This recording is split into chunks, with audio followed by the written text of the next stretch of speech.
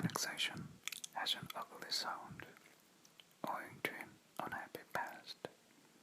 The term describes, among other tragedies, Saddam Hussein's attempt in 1990 to swallow Kuwait whole as the 19th province of Iraq, Indonesia's invasion in 1975 of East Timor, Morocco's absorption the same year of Western Sahara, and Israel's declaration after the 1967 war of East Jerusalem as part of a united capital.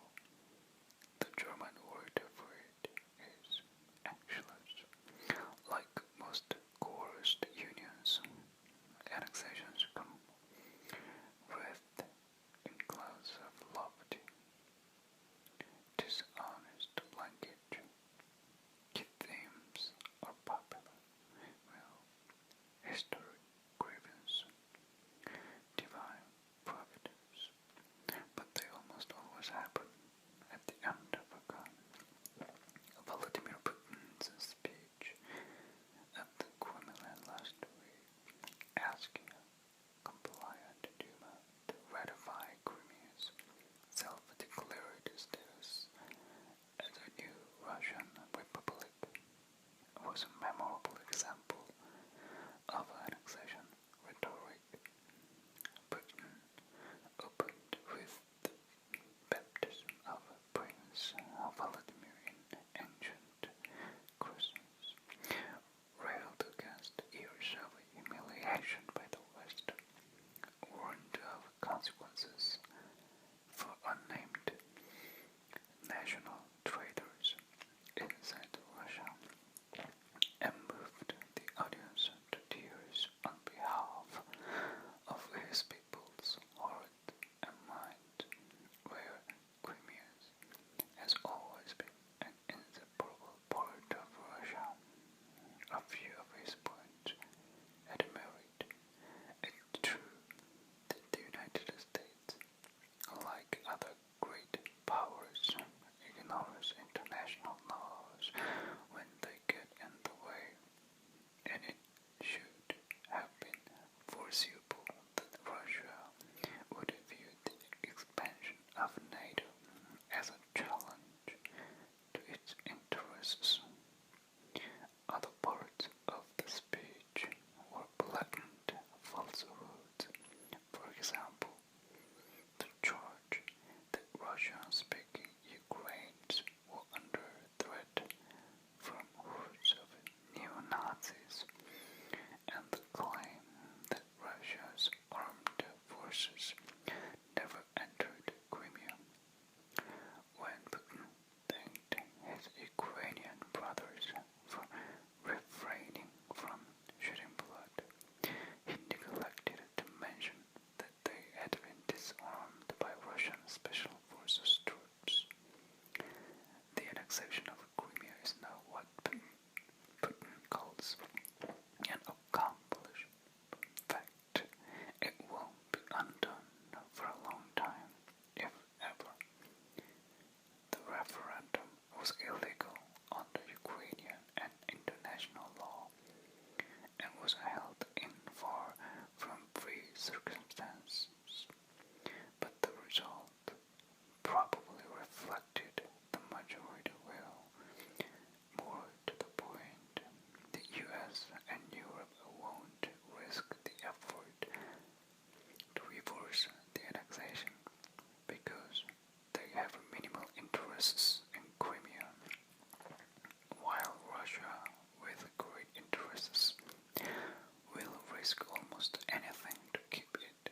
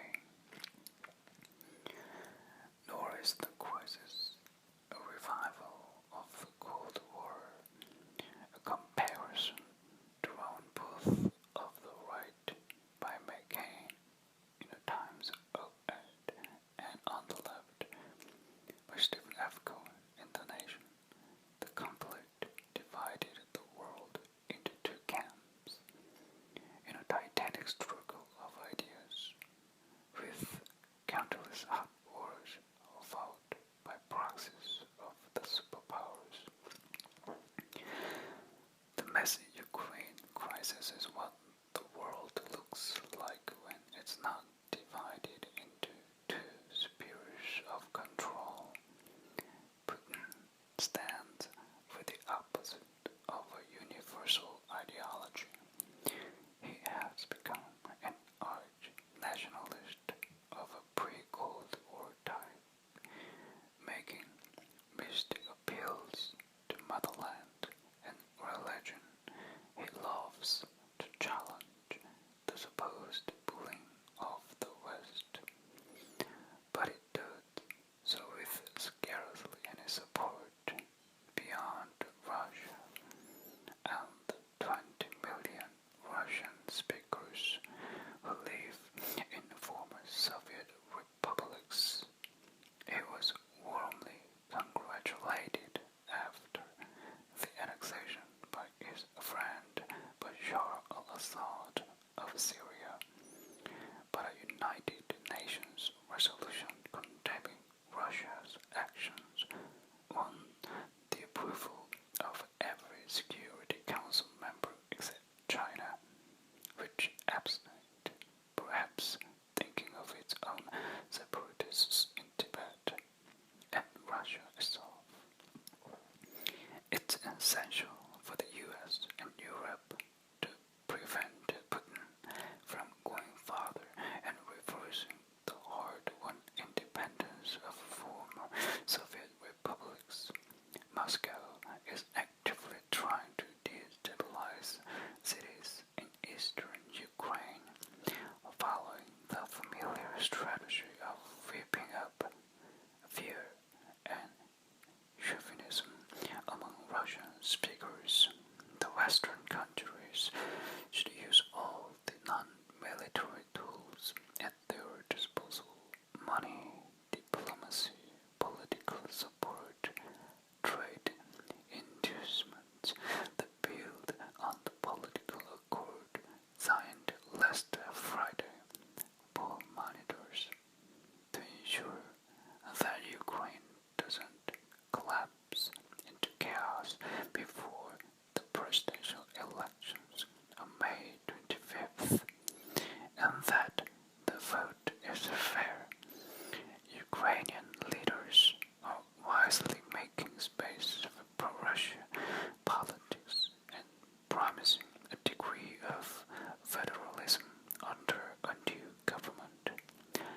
Ukrainians shouldn't feel compelled to choose, for the sake of safety and identity, between Russia and the West. That's what Putin wants: a successful election in a stable Ukraine is half a battle against Putin's aggression. The other half is deterrence. It would be naive to take Putin at his word that Russia has no designs on territory outside Crimea. He needs an atmosphere of continuous crisis and grievance to maintain support at home, to distract his own public from the corruption, stagnation, and repression that are his real record as a leader.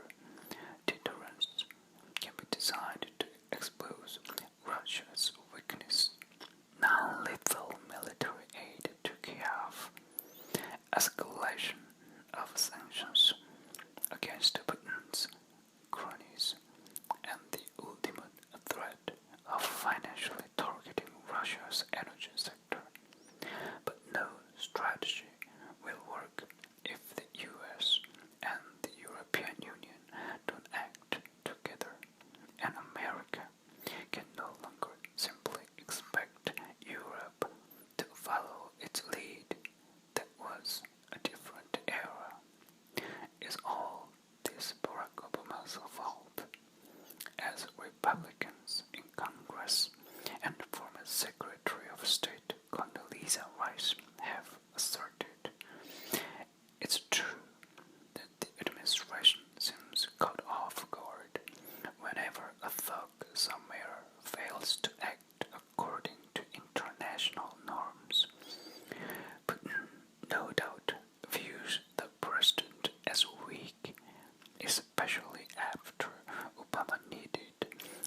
Russia to get him out of a jam of his own making of Syria's chemical weapons.